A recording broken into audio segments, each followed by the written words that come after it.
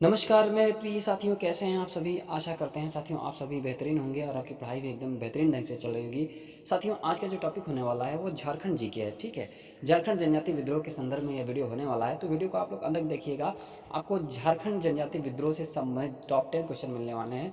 तो आइए स्टार्ट करते हैं वीडियो को बिना देरी किए साथियों। पहला प्रश्न है, तमाड़ विद्रोह कब शुरू हुआ था। 1780 में, 1785 में, 1782 में या फिर 1787 में।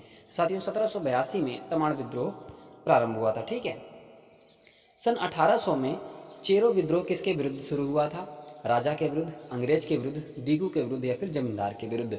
तो साथियों सन 1800 में चेरो विद्रोह जो है वो राजा के विरुद्ध शुरू हुआ था, क्योंकि वहाँ पे अंग्रेजों ने राजा को क्या कर लिया था, छल से राजा को कुछ ऐसी चीज़ें सौंपी जिससे राजा वो करने लगा और प्रजा राजा के विरुद्ध हो गई।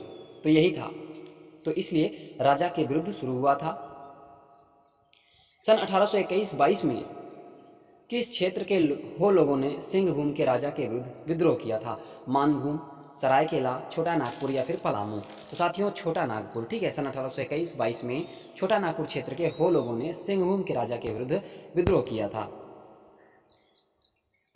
सन 1821-22 में कोल्हान क्षेत्र के हो लोगों ने सिंहभूम के राजा के विरुद्ध विद्रोह किया था। हो विद्रोह के समय कंपनी सेना की कमान किसके पास थी साथियों। कनिंघम के पास थी, मेजर एडम्स के पास थी, कैप्टन लिग्रांड के पास थी या फिर रफसेज के पास थी। साथियों हो विद्रोह के समय जो कंपनी की सेना की कमान संभाली थी वो रफसेज ने संभाली थी। ठीक है। कोल विद्रोह का नेतृत्व निम्न में से कौन नहीं कर रहा था। बुद्ध भगत, जतरा भगत, सिंह राय, सुरगा मुंडा। तो कोल विद्रोह का नेतृत्व साथियों कौन नहीं कर रहा था, वो जतरा भगत नहीं कर रहे थे, बाकी बाकी बुद्ध भगत, सिंह राय और सुरगा मुंडा ये कर रहे थे कोल विद्रोह का नेतृत्व।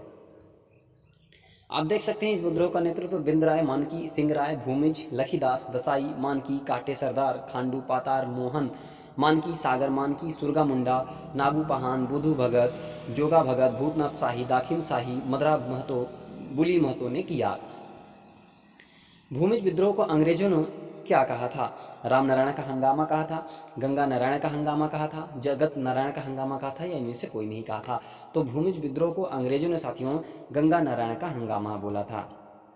ठीक है, भूमिज विद्रोह को अंग्रेजों ने गंगा नारायण का हंगामा कहा था। यह विद्रोह 1832-33 के दौरान तत्कालीन बंगाल के मिदनापुर जिले के धालभूम और जंगल महल क्षेत्रों में हुआ था। इसका नेतृत्व गंगा नारायण सिंह ने किया था। संथाल समुदाय बंधुआ मजदूर को क्या कहते हैं। पुनिया कहते हैं, बंधिया कहते हैं, कमिया कहते हैं, फिर अछवा कहते हैं। तो ऐसे संथाल समुदाय बंधुआ मजदूर को पुनिया कहते हैं।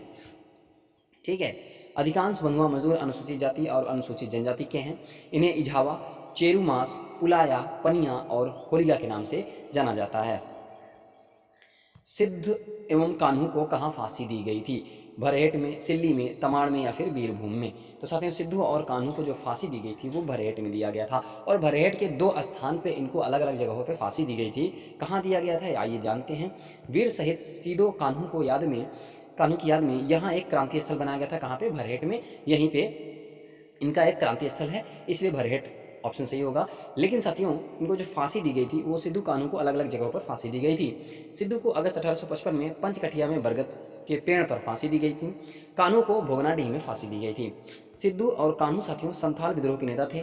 30 जून 1855 को इन्होंने चांद और भैरव के साथ मिलकर करीब 10,000 संथालों को संगठित किया था और अंग्रेजों के खिलाफ विद्रोह की घोषणा की थी। इस विद्रोह को संताल हूल दिवस के नाम से जाना जाता है। किस नाम से, संथाल हूल दिवस के नाम से। यह विद्रोह जल, जंगल और जमीन की रक्षा के लिए किया गया था। इस विद्रोह में अंग्रेजों के हाथों करीब 10,000 संथाल शहीद हुए थे।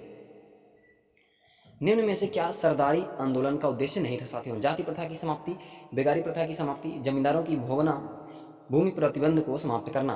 तो साथियों सरदारी आंदोलन का जो उद्देश्य नहीं था वो जाति प्रथा की समाप्ति ये नहीं था, बाकी बेगारी प्रथा की समाप्ति करना, जमींदारों को भगाना, भूमि प्रतिबंध को समाप्त करना। जो भी अंग्रेज हड़पे थे, सौंपे थे कि काम करवा लेते थे लेकिन पैसा नहीं देते थे, ये सब तमाम चीज़ें जमींदारों को भगा देना। ठीक है, और भूमि प्रतिबंध को समाप्त करना, जो भूमि को हड़पे वगैरह थे, तो उन सब चीज़ को ये जो है सरदारी आंदोलन का उद्देश्य था।